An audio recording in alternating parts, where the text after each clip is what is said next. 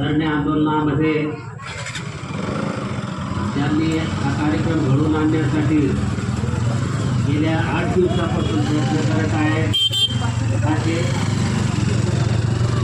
माझे सहकारी मित्र विदर्भ संघटक भारत आंबोरे, या जिल्ह्याचे जिल्हाध्यक्ष प्रल्हाद लगड, इंबाजी साळवे, बुलढाणा जिल्ह्याचे कार्यकर्ते मनसरच्या आणि ज्यांच्या आयोजनामध्ये हा कार्यक्रम घडला असा नवयुवक तरुण तडफदार आमचा जिल्हाध्यक्ष प्रदीप आंबोरे आणि या ठिकाणी जमलेले सर्व दुःखित गायरानधारक बंधू आणि भगिनी बांधवांनो, या ठिकाणी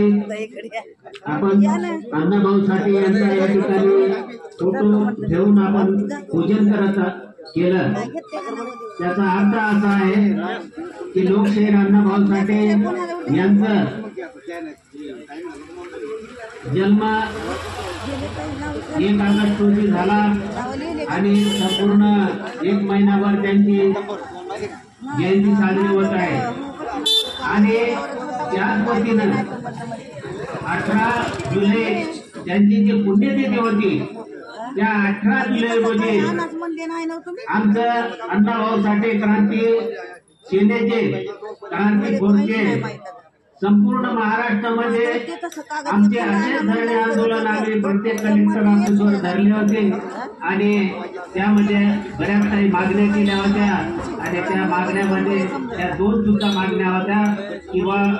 गायरान जमिनीची पट्टी मिळाली पाहिजे आणि ज्या काही अतिक्रमण जागा आहेत त्या मिळाल्या पाहिजेत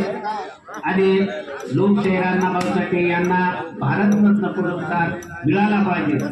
म्हणून बांधवांनो, 18 जुलै रोजी महाराष्ट्राचे मुख्यमंत्री यांनी अशी घोषणा केली की ह्या ज्या काही वन विभागाच्या जमिनी असतील, इतलाच्या जमिनी असतील, त्या संपूर्ण जमिनी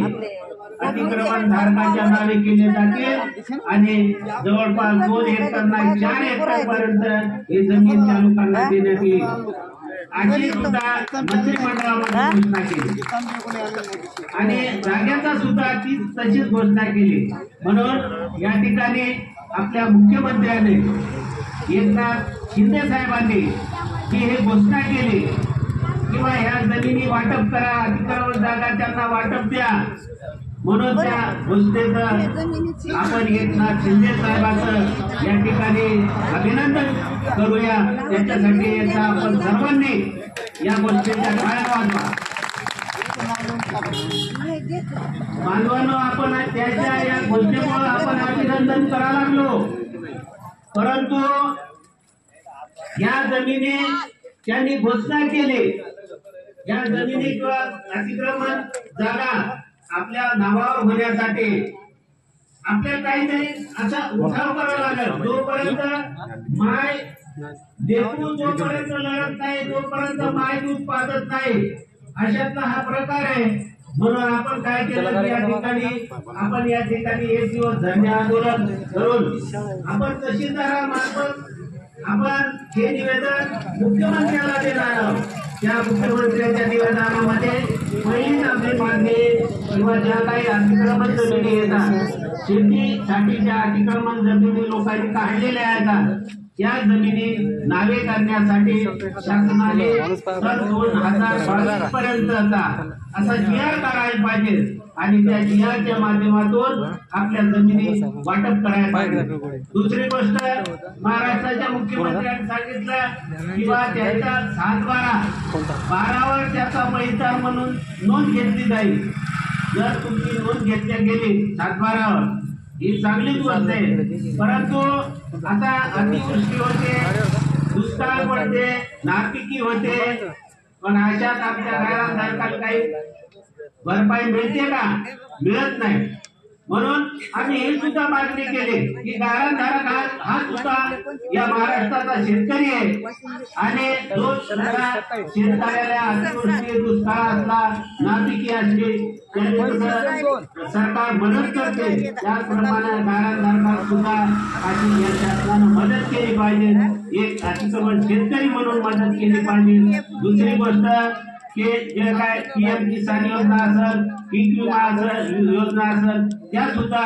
योजना आमच्या अतिक्रमण शेतकऱ्यांना मिळाल्या पाहिजे ही सुद्धा आपण या ठिकाणी मागणी मुख्यमंत्र्यांना केलेली आहे आणि करणार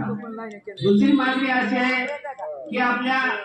ज्या काही अतिक्रमण जागा आहेत अतिक्रमण जाग्यात गरीबच लोक राहतात कोणते श्रीमंत लोक राहत नाहीत परंतु काही श्रीमंत लोक असतील अतिक्रमण केला असेल पोट्यासाठी केला असेल ढोरासाठी केला असेल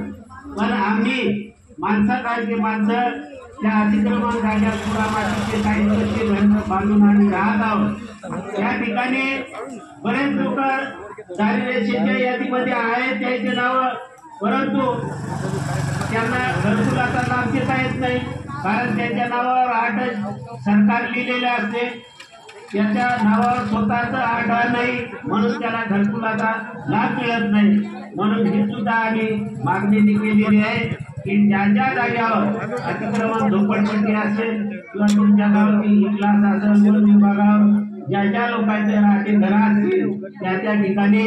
या महाराष्ट्र शासनानं त्या जागा त्याच्या नावी करून स्वतः त्याच्या नावानं 8 देऊन त्यांना घरकुल योजनेचा लाभ दिला पाहिजे आणि घरकुल योजनेचा लाभ देता वेळेस आता 1 लाख काहीतरी 20,000 रुपये घरकुलासाठी देतात बांधवानो ही महागाई खूप झालेली आहे सिमेंट महाग आहे लोखंड महाग आहे वीट महाग आहे मग अशा बाबतीत 1,20,000 घर होते काही एक भीती होत नाही आज श्रीमंताचे 5-5, 10-10 कोटीचे घर येतात मग आम्ही शासनाला अशी विनंती केली किंवा घरकुल जर द्यायचा असेल तर कमीत कमी 5 लाख रुपयाच्या घरकुलात बांधलेल्या लाभार्थींना दिले पाहिजे